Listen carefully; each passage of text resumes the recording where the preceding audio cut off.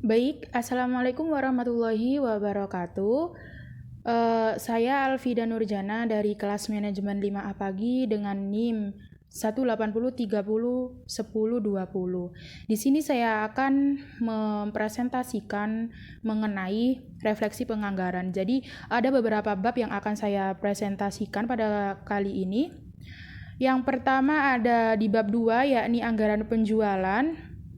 Untuk definisinya sendiri, anggaran penjualan itu adalah anggaran yang disusun secara sistematis. Dinyatakan dalam satuan mata uang dari produk atau jasa yang akan dijual pada periode tertentu di masa yang akan datang. Jadi, kata kuncinya adalah apa sih anggaran penjualan? Anggaran penjualan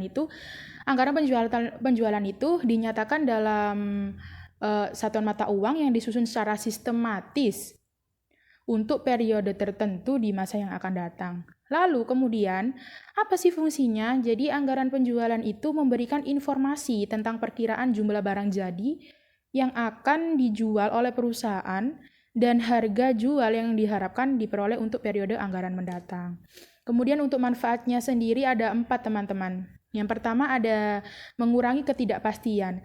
Dengan adanya anggaran penjualan ini, maka perusahaan bisa menentukan mana antara pilihan yang bisa dipilih dalam menentukan atau menetapkan anggaran suatu item seperti itu. Lalu kemudian yang kedua ada membuat kebijakan dalam pengambilan keputusan.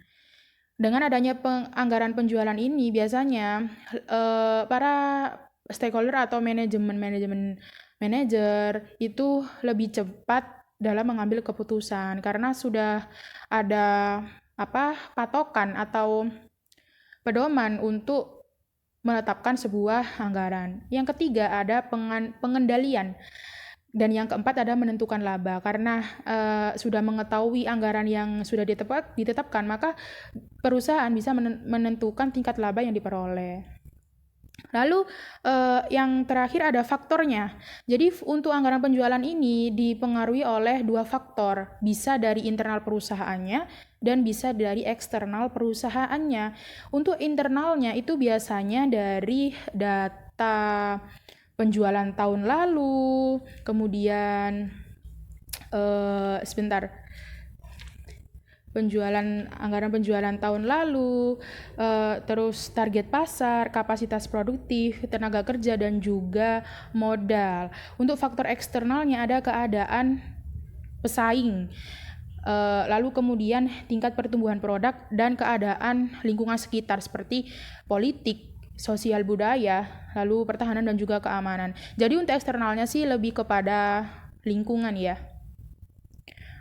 Baik, selanjutnya ada contohnya. Jadi untuk contohnya sendiri ini ada tabel 2.2 perkiraan unit terjual dan harga jualnya. Keterangannya nih, ada penjualan, diketahui penjualannya ada untuk kursi 8.000. Untuk lemari 10.000 unit. Untuk harga jualnya ada 5 juta dan juga 3 juta. Ini untuk bulan Desember. Nah, soalnya untuk bulan Januari 2009, manajemen PT menargetkan kenaikan penjualan dalam unit untuk kursi dan lemari masing-masing 20% dan juga 10%.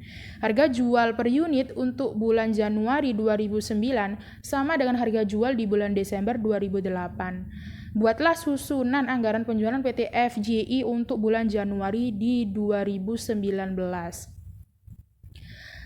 Cara jawabnya ada 3 langkah atau 3 step. Yang pertama ada kalian harus menghitung terlebih dahulu penjualan dalam unit untuk produksi kursi dan juga lemari untuk bulan Januari 2019.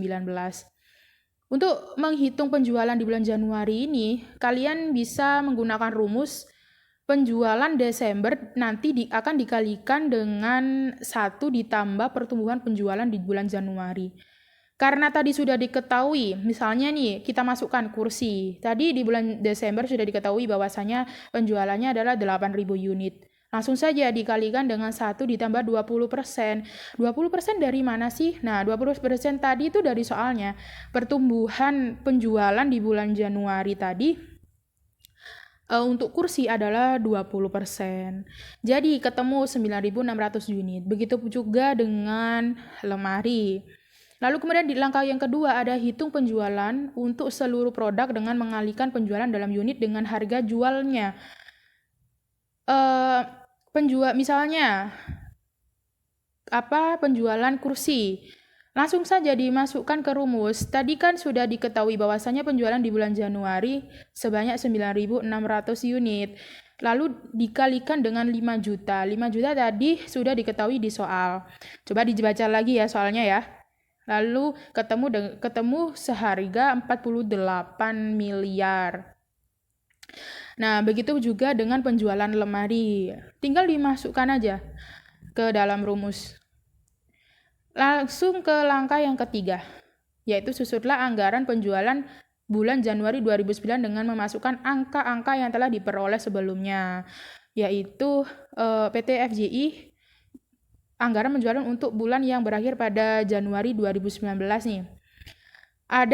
Formatnya ada penjualan barang jadi dalam unit, dikalikan harga jual, kemudian penjualan barang jadi. Untuk kursi 9.600 dari langkah 1, untuk lemari 11.000 unit dari langkah 1 juga. Lalu kemudian format yang kedua ada dikalikan harga jual, yaitu 5 juta untuk kursi dan 3 juta untuk lemari. Kemudian penjualan barang jadi totalnya ada 48 miliar dan untuk lemari 33 miliar.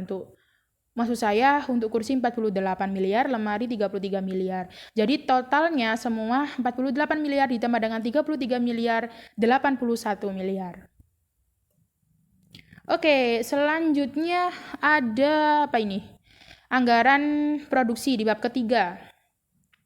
Jadi anggaran produksi ini adalah anggaran yang disusun oleh perusahaan untuk menentukan jumlah barang jadi yang harus diproduksi oleh perusahaan. Data yang dibutuhkan untuk menyusunnya itu ada yang pertama, estimasi jumlah unit barang jadi yang akan dijual pada periode mendatang. Jadi jumlah unit barang jadi yang akan terjual dapat diperoleh dari anggaran penjualan yang telah dibuat sebelumnya. Yang kedua ada estimasi jumlah persediaan barang jadi pada akhir periode anggaran. Perusahaan memproduksi barang jadi lebih banyak dari yang diperkirakan dapat dijual. Jadi biasanya nih perusahaan untuk data yang kedua ini biasanya perusahaan itu memproduksi barang jadi lebih dari perkiraan yang akan dijual. Jadi akan menyebabkan istilahnya itu stock out. Nah, untuk stock out sendiri itu memiliki beberapa kerugian. Yang pertama, perusahaan mengalami opportunity loss dari penjualan yang seharusnya dapat dilayani jika perusahaan memiliki persediaan barang jadi yang cukup. Dan yang kedua, ada pelanggan bisa beralih ke pesaing. Di mana jika pelanggan ini sudah lari, maka perusahaan kehilangan sumber pendapatan di masa depan. Nah, untuk yang ketiga ada estimasi jumlah persediaan barang jadi awal di periode anggaran. Seperti itu.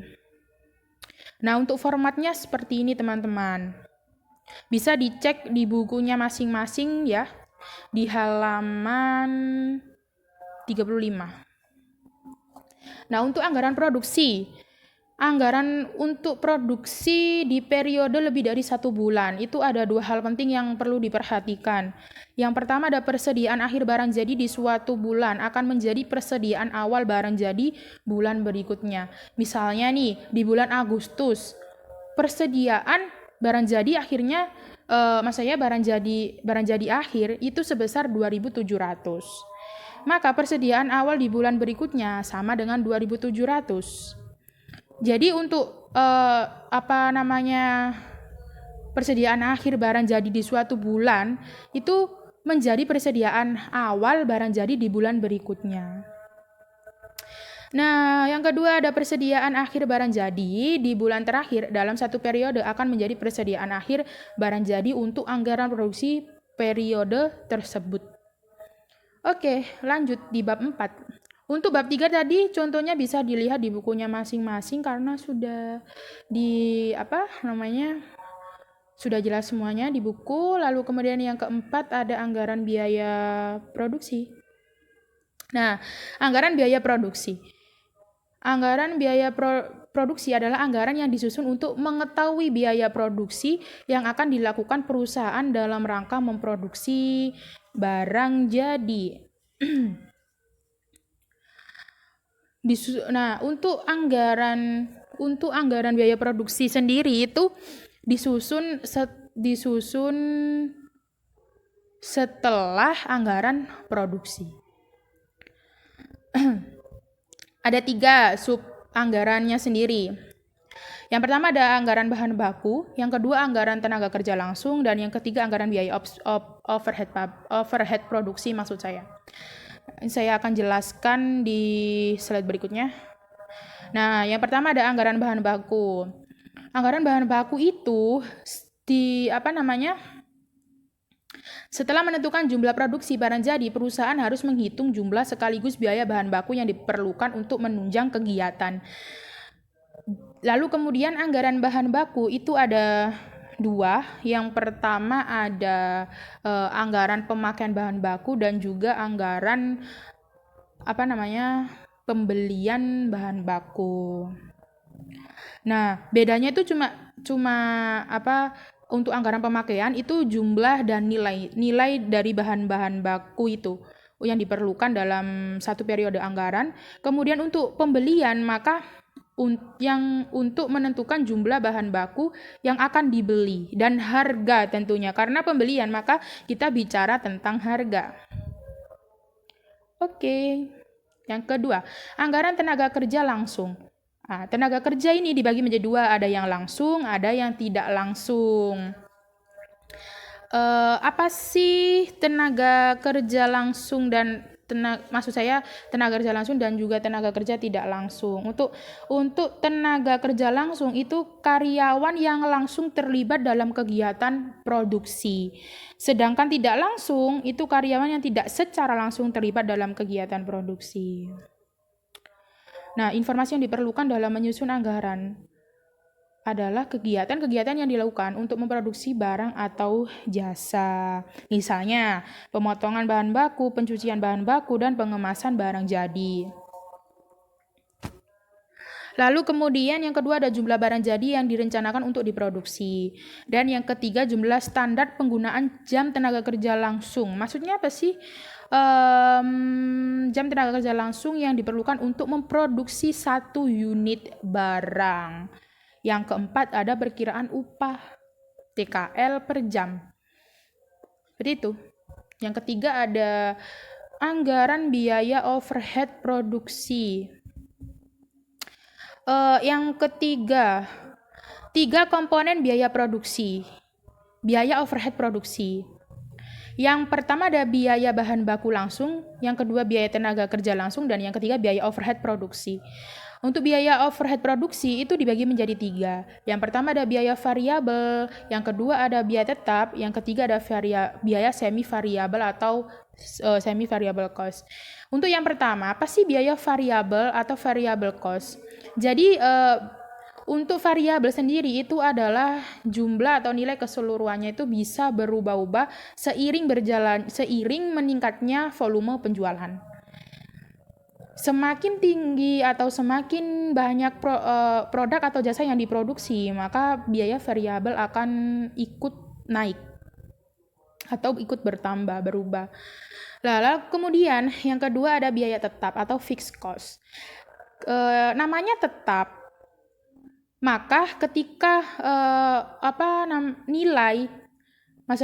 nilai atau jumlah keseluruhan itu tidak bisa dipengaruhi oleh volume kenaikan penjualan, meskipun nantinya volume penjualan naik, maka biaya tetap ini akan nilai atau jumlah keseluruhan itu tetap tidak bisa berubah. Nah, untuk yang ketiga ini adalah biaya semi variabel. Jadi biaya yang sifatnya itu bisa masuk ke biaya variabel dan juga biaya tetap. Contohnya biaya listrik.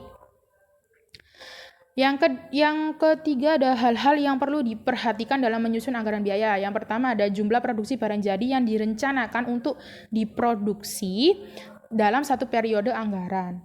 Yang kedua ada biaya overhead tetap yang dianggarkan oleh perusahaan. Yang ketiga ada biaya overhead variabel yang dianggarkan oleh perusahaan. Yang keempat ada biaya variabel yang dianggarkan oleh perusahaan. Jadi semuanya sudah dianggarkan dari awal. Mana yang termasuk biaya overhead tetap, mana yang termasuk biaya variabel, dan mana yang termasuk biaya semi variabel. Seperti itu. Oke. Untuk contohnya bisa dilihat di bukunya masing-masing. Karena perhitungannya juga sudah jelas di situ ya. Yang kelima ada anggaran beban operasi. Ini yang terakhir. Jadi anggaran beban operasi. Beban operasi adalah beban yang dikeluarkan untuk kegiatan selain kegiatan produksi. Nah, sumber pengeluaran beban operasi yaitu kegiatan penjualan dan administrasi. Nanti akan saya sebutkan kegiatan-kegiatan penjualan dan administrasi yang mempengaruhi anggaran beban operasi. Nah, ini. Secara umum biaya operasi dibagi menjadi dua kelompok. Ada beban penjualan atau selling expense yang meliputi gaji wiraniaga atau sales gitu ya, bagian penjualan. Yang kedua ada komisi wiraniaga sama komisi sales. Yang ketiga ada biaya penyusutan kendaraan bagian penjualan lagi. Yang keempat adalah biaya listrik, air, dan gas di bagian penjualan. Jadi sudah dikelompokkan menurut bebannya. Apakah ini beban penjualan atau beban administrasi? Kalau misalnya penjualan, maka masuk di selling expense. Ya, yang kedua ada beban administratif atau administrative expense. Jadi meliputi gaji staf akuntansi dan keuangan. Biaya penyusutan komputer bagian administrasi. Yang ketiga biaya listrik, air, dan gas bagian administrasi itu kan. Bedanya itu cuma di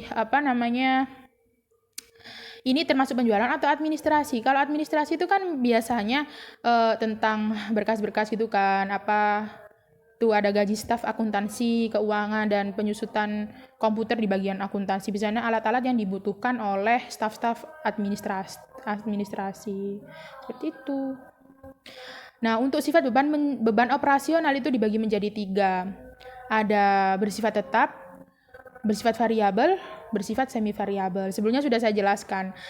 Yang tetap itu berarti nilai dan jumlah keseluruhannya itu tidak bisa berubah meskipun beban-beban atau volume jualan itu meningkat. Kalau bersifat variabel itu keseluruhan bisa berubah seiring meningkatnya volume penjualan. Lalu kalau semi variabel itu bersifat keduanya, memiliki dua di antara tetap juga variabel. Jadi bisa masuk ke tetap, bisa masuk ke variabel. Memiliki sifat dari tetap dan juga variabel. Nah, ini langsung masuk ke contohnya ya. Susunan anggaran bahan administrasi untuk periode yang berakhir pada 31 Oktober 2006 pada PT Perdana Mulia. Beban administrasi disusun dengan mengelompokkan beban-beban yang menjadi beban tetap dan variabel. Yang pertama ada penjualan ini yang diketahui ya, penjualan selama bulan Oktober 2006 300 juta. Untuk gaji bulanan pegawai administrasi 132 juta per tahun. Untuk beban penyusutan kendaraan bagian administrasi 24 juta per tahun. Dan lain sebagainya. Nah, jawabannya adalah seperti ini. Bisa dilihat. Beban-beban tetap yang termasuk beban tetap itu ada gaji karyawan, ada beban penyusutan kendaraan, ada beban perlengkapan kantor, ada beban listrik. Nah, untuk beban telepon itu bisa masuk ke sifatnya beban semi variabel karena masuk ke keduanya, yaitu beban tetap dan variabel. Nah, untuk nilainya, ini kita lihat ini ada caranya, sudah saya cantumkan. Nah, untuk gaji karyawan tadi kan dapat hasil 11 juta itu dari mana? Nah, dari 132 juta dibagi dengan 12 bulan. Karena kan yang dimintakan, maksud saya yang diketahui tadi kan per tahun, jadi dibagi dengan 12. Lalu kemudian beban penyusutan kendaraan. Beban penyusutan kendaraan itu 24 juta. Dibagi juga dengan 12. Jadi 2 juta. Lalu kemudian beban telepon. Penjualannya berapa? 300 juta. Dikali dengan 1%. 1% tadi dari soalnya, jadi ketemu 3 juta. Beban perlengkapan kantor. Perlengkapan 300 juta dikali 1,5%. Hasilnya 4,5 juta. Nah, yang terakhir ada beban listrik 1 juta. Dari 12 juta dibagi 12. Lalu ketemu deh hasilnya tadi. Tinggal dimasukkan semua. Baik, saya kira itu saja yang bisa saya sampaikan. Semoga bisa dipahami. Jika kurang jelas, mohon maaf dan bisa dibaca lagi di bukunya masing-masing untuk mata kuliah penganggaran ini. Terima kasih. Wassalamualaikum warahmatullahi wabarakatuh.